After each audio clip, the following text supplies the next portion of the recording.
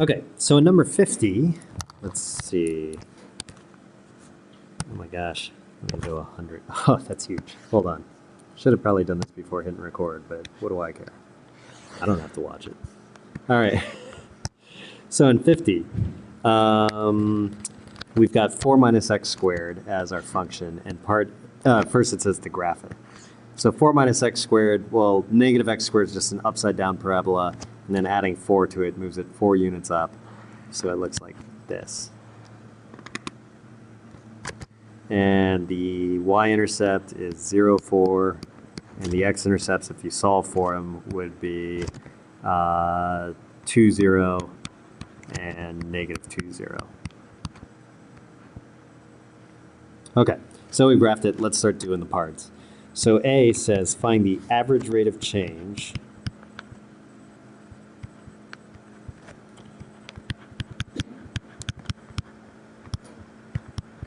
of f from x equals 1 to x equals 3.2. Well, that's really slope of the secant line from 1 to 3.2. So here's 1, and here's 3.2, let's say down here somewhere. So what you're doing is you're finding the slope of this secant line. That is a terrible line, but you get the idea. So that's going to be slope of secant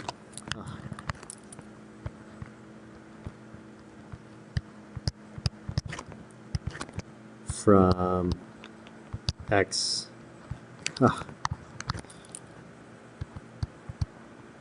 x equals 1 to x equals 3.2. Okay, so that's what we're doing. And that's really just f of 3.2 minus f of 1 over 3.2 minus 1. Okay, and f of 3.2, let's see. F of 3.2 is going to be 4 minus 3.2 squared, 4 minus x squared. And then f of 1 is 4 minus 1 squared. And then it's all over 3.2 minus 1, so all over 2.2. And if you work this thing out, I'm just going to tell you, it comes out to be negative 4.2. So that's the average rate of change. That's A. Okay, so let me erase this stuff because we don't need it. Whoop. Okay, so part B says find the slope of the curve at x equals 1. So slope at a specific point, that's the instantaneous rate of change, right? So instantaneous rate of change at x equals 1, which is also the same thing as saying slope of the tangent line at x equals 1. So it's all three of these here. So we're really looking for what's this slope right here, right? So again, that idea is take the slope through 1 and a point near 1. So f of 1 plus a little bit, so the y there, minus f of 1, over 1 plus h minus 1, which is just h. And we're looking at that as h goes to 0. Okay. Well, f of 1 plus h is 4 times, oh, whoops, I still need limit. Limit as h goes to 0. And f of 1 plus h is going to be 4 minus 1 plus h squared minus 4 minus 1 squared, all over h. So if I work this out a little bit, h goes to 0. First of all, I'm just going to cancel these 4's right here, because it's 4 minus 4. So then that makes it a little bit easier to deal with. I'm going to get negative 1 plus 2h plus, this pen is driving me nuts, plus h squared, and then minus negative 1, so plus 1, all over h. So if I distribute that front negative there, I get limit as h goes to 0 of -1 minus 2h minus h squared plus the other one all over h. And then at this point I can cancel the -1 and the +1. And I can factor out an h. And I get -2 minus h all over h. And then the h's cancel. And now I am left with -2 minus 0, which is just -2. So that's my slope at x equals 1. Let's see, what's part C ask? Write an equation for the tangent line at x equals 1. Well, okay, at 1, my y value, my f of 1, is 4 minus 1 squared, which is 3. So I know that the slope of the tangent line is, what did I say? -2. And it goes through the point 1, 3. So for C, the tan line, let me write this down here. It goes through, what point was it again? 1, 3. And m equals -2. So if we write this in point slope form, it'd be y minus y1 equals mx minus x1. So here's the tangent line equation. I think D says normal line. Yeah. So D says the normal line. Well, the normal line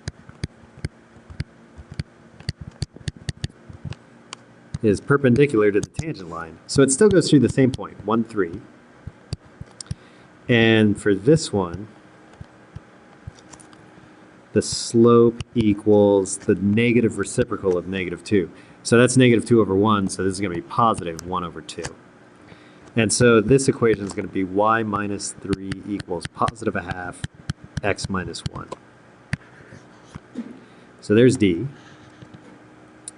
E says find the slope for any point A. Okay. So that's essentially doing the same thing like we did in part B here, except instead of 1, I'm going to write A's here. A here, A here, A here, A there, A there, and then continue on like I've plugged in A's everywhere. So E, the slope at x equals A, is going to be the limit as h goes to 0 of f of a plus h minus f of a all over h. And so that, when I plug that into f of x, I'm just going to write it here so I have it. F of x equals 4 minus x squared. This turns into 4 minus a plus h squared minus 4 minus a squared all over h. So then this is going to turn into, if I multiply out the a plus h squared, whoops, that's not over, limit as h goes to 0, 4 minus a squared plus 2ah plus h squared, and then minus the 4 minus a squared all over h. And then I'll distribute and get rid of the parentheses in the numerator. So this is going to turn into 4 minus a squared minus 2ah minus h squared minus 4 plus a squared all over h. And then remember, everything that doesn't have an h in it should cancel. So a squareds cancel, the 4's cancel, and at this point I can factor out an h from the numerator. So h parentheses -2a minus h all over h. Now these guys cancel, and I'm left with -2a minus 0, which is just -2a. So this is the slope at x equals a. And you can check it. Earlier we did the slope at x equals 1, and we got -2. Well, if I plugged in 1 for a, I get -2. So that looks good. Okay, use part E to calculate the instantaneous rate of change at x equals 6. So we want the instantaneous rate of change at x equals 6. Well, that's the same thing as the slope of f at x equals 6, which is the same thing as slope of the tangent. Well, we know that at x equals a, the slope is negative 2a. So at x equals 6, it's negative 2 times 6, which is negative 12. And then we're done. You don't have to redo anything at this point. I think there's one other part to this. Oh, when is the rate 0? Okay, so instantaneous rate of change at x equals something, I don't know what that something is, should equal 0. Well, in general, it equals negative 2a, right, at x equals a. And we want it to equal 0. So that happens when a is 0 as well. So if I plug in the 0 back in here, then this happens, we get, therefore, instantaneous rate of change equals 0 when x equals a and a is 0, so when x equals 0. And if you go back up to the top here where we graphed it, you can see, yeah, when x is 0, that's when the rate of change is 0. That's when you get a horizontal tangent or a slope of 0.